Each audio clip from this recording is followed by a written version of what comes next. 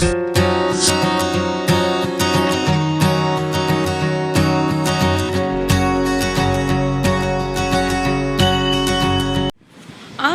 அலைக்கும். பாலக்கீரை எறா போட்டு ஒரு சூப்பரான ஒரு தொட்டுக்க தான் செஞ்சுருக்கேன். இது எப்படி பண்ணலான்னு பார்த்துடலாம். வெங்காயம், பச்சை மிளகாய், தக்காளி, பாலக்கீரை கட் பண்ணி எடுத்துட்டேன், கொத்தமல்லி, இஞ்சி பூண்டு, தேங்காய் பேஸ்ட்டு அண்ட் எறா எடுத்துருக்கேன். கொஞ்சமாக எறா இருந்தால் போதும், அது சும்மா ஒரு வாசனை ஸ்மெல். உங்கள் வீட்டில் எறா இருந்தால், நான்வெஜ் இருந்தால் கொஞ்சம் நல்லா சாப்பிடுவாங்கன்னா நீங்கள் இந்த மாதிரி ட்ரை பண்ணி பாருங்கள். எண்ணெய் ஊற்றிட்டு வெங்காயம் நல்லா வதக்கிக்கணும். வதங்கிறதுக்கு நான் கொஞ்சம் உப்பு போட்டு நல்லா வதக்கிக்கிறேன். வீட்டிலலாம் நான்வெஜ் எல்லாம் நல்லா கொஞ்சம் சாப்பாடு இறங்கும். வெஜிடேரியன்லாம் நிறைய பேருக்கு சாப்பிட்றதுக்கு ரொம்ப கஷ்டமாக இருக்கும். அதனால தான் நான் ப்ரான் போட்டு செஞ்சுருக்கேன். இந்த மாதிரி பண்ணால் கிட்ஸ்க்குமே ரொம்ப பிடிக்கும். அண்ட் வீட்டில் பெரியவங்களுக்குமே சாப்பிட்றதுக்கும் கொஞ்சம் நல்லாயிருக்கும். நீங்கள் இந்த மாதிரி ட்ரை பண்ணலன்னா ட்ரை பண்ணி பாருங்கள். இதே மாதிரி நீங்கள் பாலக்கீரைன்னு இல்லை, முருங்கைக்கீரையையும் சூப்பராக செய்யலாம். அதில் செஞ்சாலும் நல்ல டேஸ்ட் இருக்கும். இந்த மாதிரி நீங்கள் ட்ரை பண்ணி பாருங்கள். இப்போ உப்பு போட்டு நல்லா வதக்கிக்கலாம்.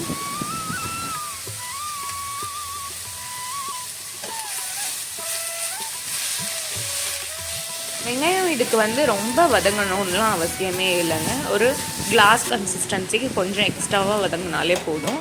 இதில் நம்ம நெக்ஸ்ட் இஞ்சி பூண்டு பேஸ்ட் போட்டு நல்லா பச்சை வாசனை போகிற அளவுக்கு வதக்கி விட்டுக்கலாம். வதக்கிட்டு நம்ம ப்ரான்ஸ் எல்லாம் சேர்த்து மஞ்சத்தூள் போட்டு நல்லா வதக்க போகிறோம். நீங்கள் உங்கள் வீட்டில் வேறு மாதிரி ரெசிபி செஞ்சீங்கனாலும் என்னோட கமெண்ட்ஸில் ஷேர் பண்ணிக்கோங்க. நானும் தெரிஞ்சுக்கிறேன். அதே மாதிரி நானும் ட்ரை பண்ணி பார்க்குறேன். இப்போ பூண்டு ஸ்மெல் நல்லா போயிட்ட அப்புறம் நம்ம ப்ரான் சேர்த்துட்டு மஞ்சத்தூள் கொஞ்சம் சேர்த்து நல்லா வதக்கி விட்டுக்கலாம்.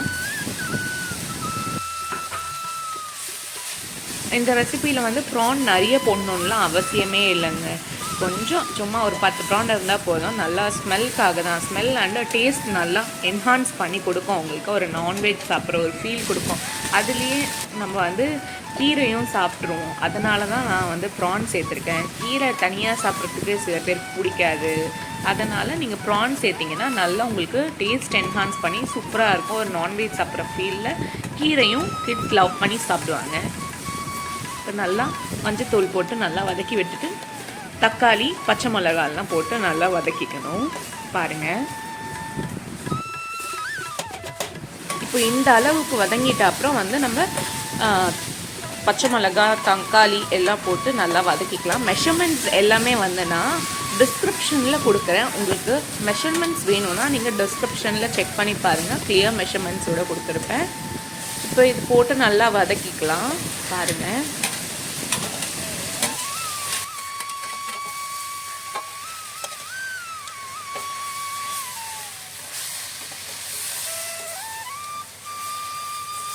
தக்காளி ஆஃப் குக் ஆனால் போதுங்க. இப்போ நம்ம கீரையும் சேர்ப்போம் இல்லையா, அதுலேயே நல்லா குக் ஆகிடும் தக்காளியும். இந்த மாதிரி குக் ஆன அப்புறம் நம்ம கீரை சேர்த்துக்கலாம். கீரை நான் கட் பண்ணி வாஷ் பண்ணி எடுத்துருக்கேன். நீங்கள் இதில் நான் ஆல்ரெடி சொன்ன மாதிரி நீங்கள் என்ன கீரை வேணாலும் சேர்த்துக்கலாம். ரொம்பவே டேஸ்ட் கொடுக்கும். எந்த கீரை இருந்தாலும், ஸ்பெஷலி முருங்கைக்கீரை ரொம்ப டேஸ்ட் கொடுக்கும். நீங்கள் கீரை போட்டு நல்லா வதக்கணும்.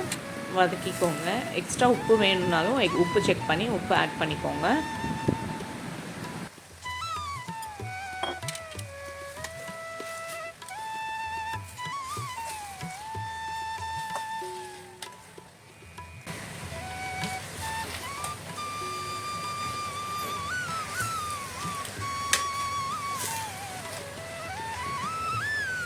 கீரை சேர்க்குறப்ப நிறைய இந்த மாதிரி இருக்கும். ஆனால் வதங்கினா ரொம்ப கம்மியாயிடும்.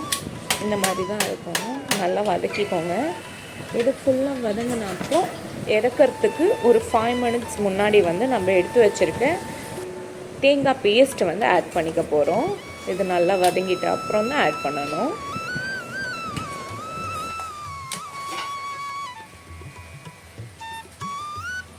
இப்போ பார்த்தீங்கன்னா மூடி போட்டு நல்லா ஒரு 5 மினிட்ஸ் குக் பண்ணி எடுத்துருக்கேன். நல்லா வதங்கிடுச்சு சூப்பராக.